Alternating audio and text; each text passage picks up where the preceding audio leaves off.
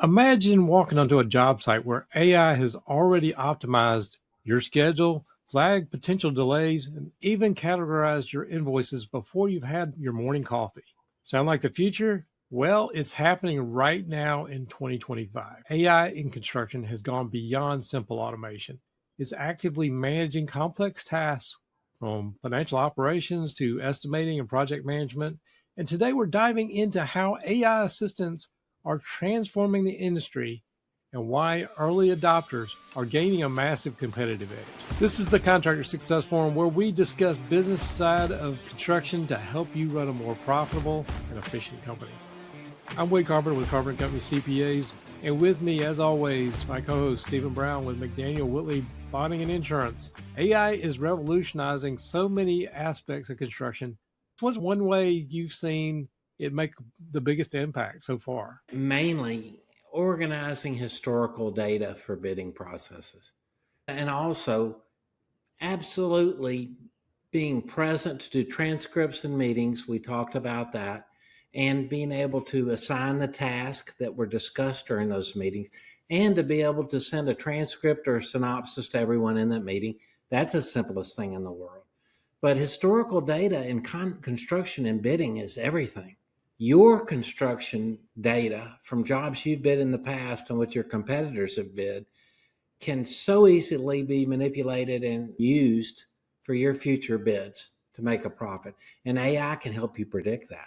Yeah, absolutely. And it's hard to believe that we've come a long way in about 2 years. I mean, AI, November 2 years ago, people started jumping on ChatGPT. And for years, we've had things like Zapier, where you have these automations that are linear, but these linear progressions of things that we can automate have taken a completely different turn.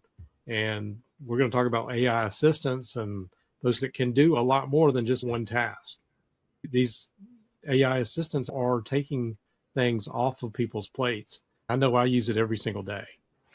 Yeah, I do too, Wade. Absolutely. And also how AI helps you implement new technology so easily because it helps integrate what you want to do. You can even ask AI to write code for you to operate your own software program. It's fascinating. It's exciting. I wanted to ask you what the difference between these open and closed platforms are for AI. How do you protect your data? How do you protect AI's access to your personal or company information? Well, there's a lot to unpack there. Part of what I wanted to go into today is on the assistants. We've come a long way from just something that can write a blog post for us, but now it is actually helping us do our jobs every day. To answer your question, there are definitely open source models out there, and you can either go out on the internet or you can actually host a lot of these open source models. I think that's where you were going with this, and have it on your own server where your data never leaves your own computer. And that's where things like Microsoft Copilot is they've tried to bake it into the Microsoft ecosystem now. There's a lot of pushback on that because the way they're doing that to try to help you do more is they're taking a snapshot of what you're doing on your computer. So there's a lot of privacy concerns, and they've done some things where it's supposed to live directly on your computer, but there's a lot of privacy concerns there. So that's where a lot of people are saying, hey, we don't want this data we're sending to the cloud. We don't want it trained on our data, and we don't want to share our confidential information. So I know this is not really where I wanted to go with No, but this. there's just to start the discussion, there are ways to do that. And Yes. you do it all the time. And who needs to keep their data more confidential than you, an accountant? But it's a wonderful time saver. And you mentioned a great list of what AI is doing for you and your customers. Would you share that with us? It Yeah. can do a lot more than just write a blog post. That's where everybody thinks. But what I was alluding to earlier, we had this linear Zapier.com that was just connecting things in the cloud. There was some useful automations that came out of that, but that's where we were sort of stuck. Then along comes AI, And there's this program called make.com that has gotten a lot of traction from that, because it's like we don't have to be a programmer to learn how to use these things. Mm-hmm. And then in the middle of this is this thing that I think still hasn't taken off, but there's like one or two different platforms where the relay.app is one of the first ones that really did what I call human in the loop. The human in the loop was another step on this journey. And that leads to the latest iteration that a lot of people are building. There's one called n8n.io, but you can either self-host it or have it run in the cloud. But that is one of the ones that has really, in 2025, people are taking this and building these assistants out of it. And that's really where I wanted to go with this today. We can take all these tools that we had in make.com that could write a blog post. So that's what I was building in right now, that I want to write a newsletter. Let's just say I've got an assistant that is built where it will go out to the internet and look at the latest news in construction or business, cash flow, whatever it is, and give me a quick synopsis of these things. And it's like, okay, well, that sounds like an interesting article. I can say, take this and send it back to the assistant. The same assistant can say, okay, now we're going to go write an article for it. We can write a, say, YouTube script, a post for Facebook or Instagram or any of these platforms. And then the same AI agent can send that back to us. We can see it on our phone and say, I like this or I don't like this. Assuming I like it, we can send it back to the assistant and they can go as far as posting it. But a lot of times the AI output is not all that good. So we've got this human in the loop where, hey, I want to tweak this. In one assistant, I have like 7 different tools that can do some of that stuff for me. It's fascinating how you can simplify these workflows and maximize your productivity, but in the most amazing ways. You're so clearly focused on what you need to know and what you need to do, and AI just helps you get that done. Yeah, and I think the way things are going now with 2025, one of the natural things that these AI workflows were doing had to do with being creative and things like marketing. That's where a lot of people spent their time in the last year and a half building stuff for their marketing, because it is like, hey, let's be creative. But now these assistants are really getting to the point where we can actually do really good work for ourselves. One of the things that I've done with it, I built another assistant that I can get on my phone and just, I can actually talk to it and say, hey, what does my schedule look like for this week? And it can actually go through my calendar and give me a list of everything that I've got coming up, the dates and times and who's involved. I can actually send it out and say, this is a new prospect. Give me some research on this. Let me know something about this company. I used to employ somebody to do that. And now I don't need that person to do that and actually get better, deeper information by just talking to my phone, and it actually sends back this report. Again, this same chatbot, whatever you want to call it, I like, okay, well, I got an email, and then we start talking. Okay, can you get together at 2:00? And yes, okay, well, I don't even have to go in my calendar app. It can actually generate the calendar appointment, send it out to my client, my prospect, whoever it is, without me doing any of this. Yeah, I want to hear about the other ways that you're seeing your contractors use it for, like, example, for accounting purposes. Yeah, I mean, obviously, there are things that you can do with it, like writing an email and that same chat bot. But along the same lines, that's where, like in our firm, we've tried to be very proactive on this stuff. There's so many workflows here, but accounts payable is one of the most crucial workflows for our contractors, where to get the job costing, we needed to build a system where we can get the information quickly. And until AI came along, we had these OCR technology that would read like a PDF, try to extract all the data. It was hit and miss, quite frankly.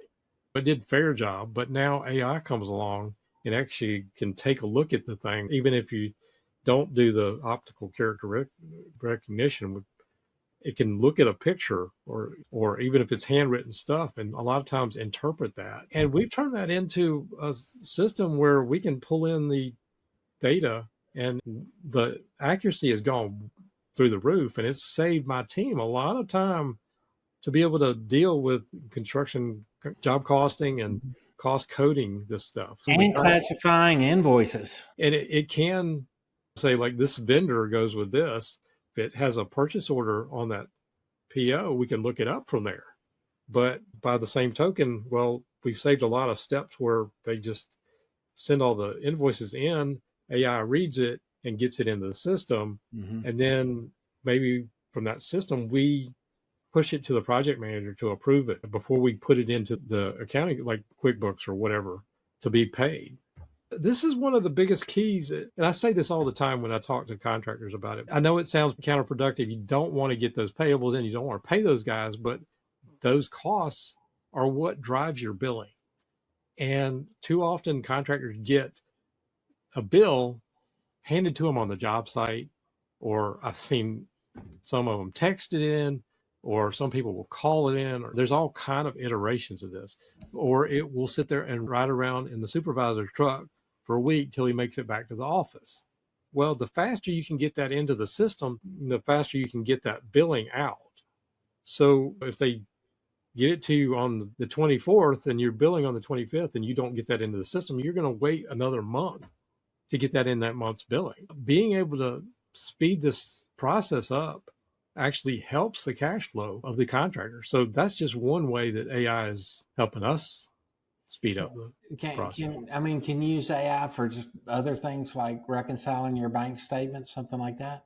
Yeah, there's a couple of things. Well, we can maybe come back to receipts, but one of the things that we've had some tools where, like, we get a bank statement or a credit card statement, and we don't have direct access to the bank. We had a tool for a long time that would do that OCR technology on the bank statements, but now we've got one in the cloud that does it by AI, and it does a far better job of reading this, and we actually can reconcile it to the screen and import it into something like QuickBooks, and saves a ton of hand keying, as well as the bank rules that we can set up on. Don't get me started on bank feeds, but I've talked about that many times. But the bank rules, when you set them up properly on the back end, can save so much time in construction. Getting good, clean data in is what AI is really helping us to do. Moving on, I would ask you, how are folks using AI for like estimating and project management? Well, it might be great to have a couple of guests on here. I've seen some project management, and I've seen some AI tools where it can do like the takeoffs on a bid. Like, you got the blueprints, and well, it can do all the measuring. And I've seen some demonstration where an experienced estimator versus somebody with these proper AI tools did it in a fraction of the time, and it's actually more accurate. Right. And if you want to look at a job and you can use AI to do just a generalized takeoff of some median prices that either it can find or you can provide a range, it can calculate a job bid as fast as you can conceive of it. It's fantastic. So often you'll see in a set of job specs, you'll see all the unit prices and the type of work because you've read the blueprints, the scope of just the materials and unit prices. So you know how hard the job's going to be. But AI just goes and it literally can take everything into account that you need to consider as far as material cost and job cost. And then you plug in your overhead numbers, and then you can look at historical data to see whether you think you have a shot of getting that bid at the price you want to turn, at the profits you want to plug in. And a lot of people just don't seem to get that. They just think that eventually there's going to be a job where nobody wants to bid it, and I'll be the only bidder and I'll get it. And that doesn't happen as much as everybody dreams it would happen. Well, I also think about, I've talked to contractors for years, and they'll sit there and spend all night doing bids and stuff like that, and then not get the job. That's always one of the heartbreaks. But these tools are actually speeding up considerably. And just as I was saying, the blueprints, well, you can have the measurement, but I've seen some things where it can actually go in and like, here's the square footage Mm-hmm. of the room. So we're figuring how much drywall would we need for the walls and the ceiling and everything. It's amazing. The other part of this is, which I don't know if we have time to go into today, but it's project management. The project management tools in AI are getting incredible. Keeping this Gantt chart, well, people have done that manually for years. Mm-hmm. And if something gets off on here, okay, well, we put it in the project management in seconds. It updates. What can we do to go in and make some adjustments so that we can speed the job, get us back on track? That's an absolute great point. And the things that you can ask open AI source just based on a territory that you have a project, just generalized questions you have about how's the weather, what's like working in the soil, what's the status between open and closed shops, what is the makeup of subcontractors you might need on that certain project in the area, what are other considerations, and it'll just instantly pull off the best list of things that you really need to know before you go into that job. That's just one crazy example. The most exciting thing that you put on the list was that using AI to predict potential change orders. Oh yeah. That's crazy exciting. And you asked me what I thought, and I said, absolutely, you can predict change orders when they're going to occur, especially based on the personality of the customer that you're working with.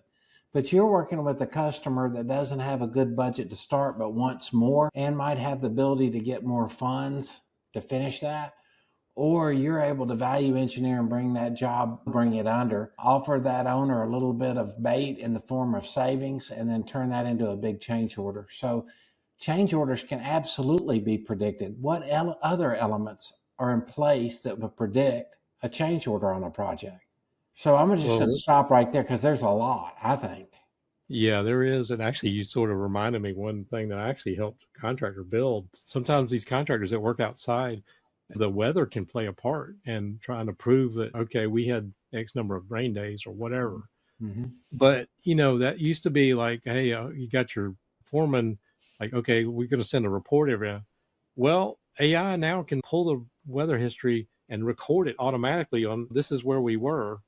And okay, this is the temperature, this is what rained and all that stuff automatically. And I know this is a simple example, but yeah, no, but it's instantaneous. You simply ask AI, where's the nearest NOAA measuring weather station, and then you give them the address of the job site. And it tells you, and then you say, from this period to this period, how many rain days were over X number of inches or whatever the contract says that allows you to get rain days. And it just pops up immediately, and you print it off, and it matches anything they need as proof of your rain days. That's a great point, Wade. Well, the thing is, you don't even have, you just tell it with these automations, you set it and forget it. Mm-hmm. And it does it automatically, and you got protected yourself. I'm thinking about some of the other ways where, we've got some workflows. Well, we're briefly talked about receipts, and AI can manage those receipts and extract those. And we built some apps where our contractors will, instead of like everybody trying to send them in or email them in, or those kind of things, you can build yourself now. You don't have to pay for one of these expensive services to do it.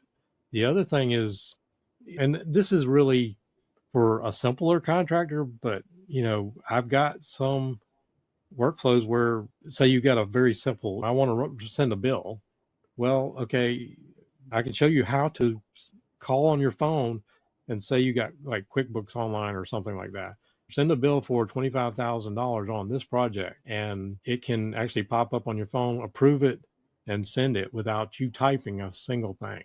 Now, I mean, obviously you want to check that. You probably wouldn't want to do AI type bills or something like that, but it's possible. It's very possible now. Mm-hmm. Absolutely. I don't know about you, but it's like I get an idea for something, and then I'll walk, away 5 minutes ago. I didn't write it down. I forget all that idea. Well, I've got an app on my phone that that same assistant is doing my calendar and my email. And I didn't talk about the email classification. That's huge too. But I say, well, okay, remind me for the team meeting that we want to talk about this. Well, it dumps it all into a group of notes that I can go back to and then create an agenda. I think about all the time. It's like, okay, I should do this, but then it's in the middle of the night or something. Okay, well, I forget it by the next day. It just takes a lot of stress off of you, doesn't it? I get so excited when I think about just this comment about having an inside track on a job that you're bidding.